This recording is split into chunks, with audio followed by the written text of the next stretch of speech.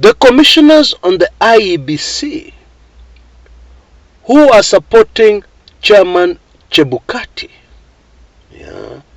have come out with an affidavit, actually to be precise, Professor Guliye, where he makes some very interesting revelations. The professor tells us that he was visited by some powerful people in government and warned not to announce Deputy President William Samoei Ruto as president-elect. These people, some of them from the National Security Advisory Council, told Chebukati, according to this affidavit, that if they dared announce William Samoei Ruto as president-elect, the country would burn. Now, of course, you don't go to the Supreme Court and swear an affidavit over something that never happened. Hey, that would be crazy. So let us assume that this account on the affidavit is accurate. Chebukati actually got visited by Watu Wazito. And somewhere in this same affidavit, it is claimed that this Watu Wazito suggested that at least Chebukati should announce results that will force a runoff, at the very least. But don't announce Ruto as president-elect. In other words, these important people in Kenya, some of them lawyers, were telling Chebukati to fiddle with the final tally. That is the very clear insinuation here. Now, on the surface of things, and many Azimio supporters have panicked, on the surface of things, this is damning evidence against Azimio. But let us step back and think. If the government wanted to fiddle with an election, is this how they would do it? With witnesses all over the place, including all the commissioners, etc., etc. In the past, is this how government has done their things when they want to fiddle with an election? Is this what they did in 2017? Of course not. You know, you can tell a story and then you leave out some very important detail in that story. Deliberately, of course, so that people look at the story from a completely different light. And unfortunately, this happens in court cases all the time. Because remember, in a court case, you want to win, you don't want to lose. And therefore, you'll do everything in your power to win. Let me give you a quick example. This man accuses a young lady of harassment. And he gives evidence to the police. And there are witnesses. He says this woman came to my house at 2 a.m. in the morning. She banged on my front door, screamed my name for hours, woke up all the neighbors. She was behaving in a very strange way. I don't know if she was drunk or on drugs or whatever, but she needs to be restrained. Your Honor, I'm asking for a restraining order. That's evidence somebody gives in a court of law. But they've left out one very important detail that changes everything. And the detail is that this young woman is carrying your baby. She's 3 months pregnant. And you're the father. And you know it. And she knows it. But you have refused to take responsibility. Yeah? And that's not all. Shortly before she showed up on your front door, you sent her a very crazy text that provoked her into taking the action she did. And sadly, especially in Kenya, if this poor lady does not have a good lawyer, things are not going to be good for her. she's going to have a restraining order against her, from the man who is the father of her baby, the baby she's carrying. Now, fortunately, in this case of the IEBC Commissioner's statement, the facts that were left out, we have. The key facts that were left out of this account are in the public domain. We all know it.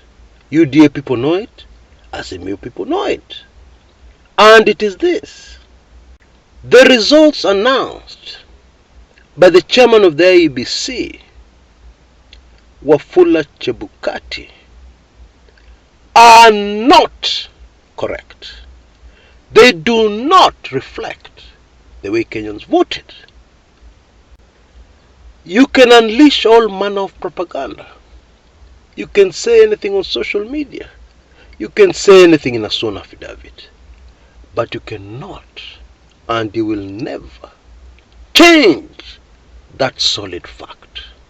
So let's try this again. The election has been fiddled with. That's very clear. And the chairman of the IEBC is about to announce the loser as the winner. Now go back to what they said in the affidavit. Now what the government officials said now fits in like a glove. It makes sense. What they were saying is that these fake results Bwana Chebukati you're about to announce will burn the country. Now, let me ask you a very simple question. If the candidate who has been conned out of a victory, if the candidate against who the fake results are going to be announced is not popular, is there any chance of the country burning? Of course not. But if that candidate is popular in every corner of the country, Kenyans countrywide voted for him overwhelmingly. They woke up in the morning, some borrowed money, some walked for long distances, and they voted for this man. And then you cheat them. You con them. You con Kenyans. You commit massive fraud against Kenyans. And you name the loser, the winner. What do you expect? The country will burn. Now, in retrospect, something very wonderful happened. The country remained peaceful.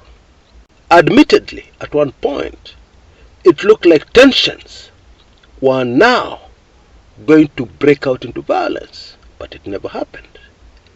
People cooled down. People relaxed. People are not accepting, but they relaxed. Now, a quick aside.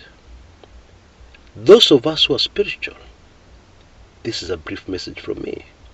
You should know that some people knew this announcement was going to be made well in advance, and they had anticipated violence breaking out and bloodshed.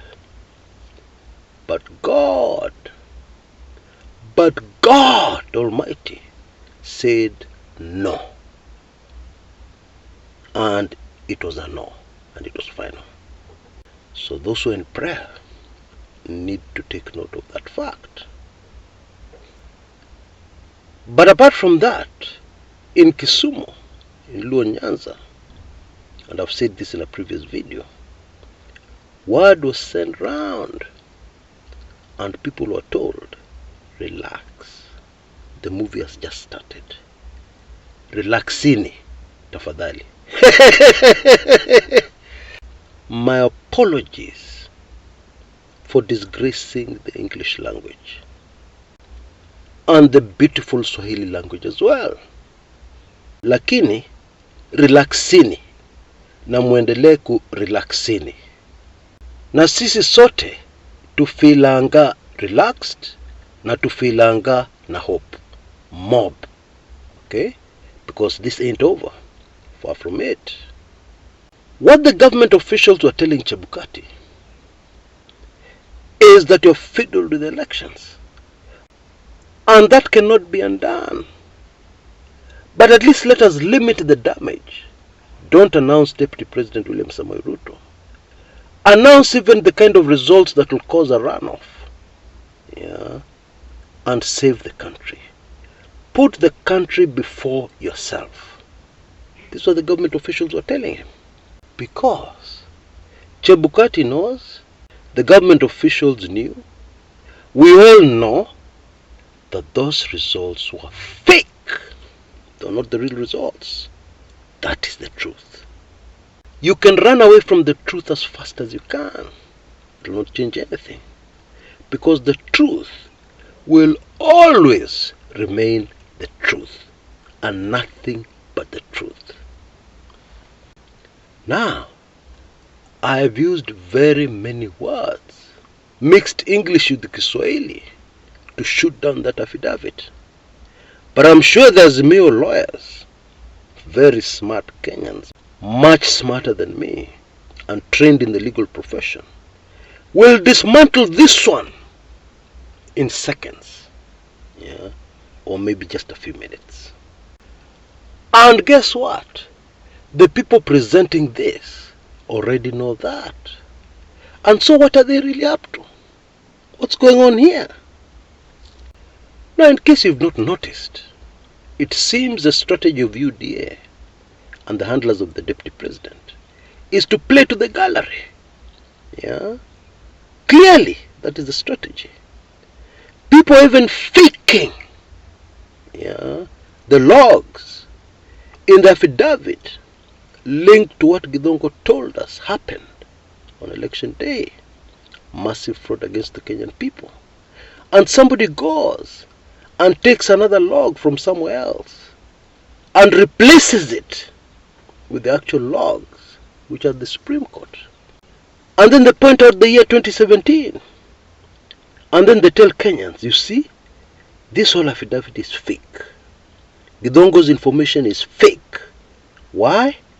Because these logs are what is happening on a computer, in computer language, etc., etc. Because these logs are wrong. They're for 2017. We're in 2022. Now, of course, that's an excellent argument for social media. But of course, this thing at the Supreme Court, that's a whole different ballgame. And so we come back to the question, why do it? Why play to the gallery? Why is it so important? Is it just something childish within UDA and Kenya Kwanza? Or do they have a certain agenda, an endgame, that they're preparing the public for? Which one is it? You make a decision on your own. Okay? I have my opinion. I'm sure you have yours. You know, the truth and the facts can never be changed. You can alter them. You can forge something. You can be dodgy about the facts. But at the end of the day, especially before the Supreme Court, the truth will have to come out. In 2017, the facts and the truth came out very dramatically. When the Supreme Court judges asked a very simple question. What happens to the other ballot papers? When a candidate comes into a polling station and only votes for the president, where do those other ballot papers go? Governor, MCA, MP, women's rep, etc., etc. Hizo mnaekanga wapi? And by that simple question, a president was established.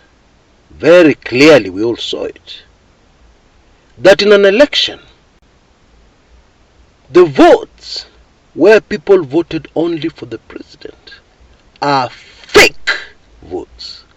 Now as we speak, we're all well aware that those votes countrywide are close to the million mark.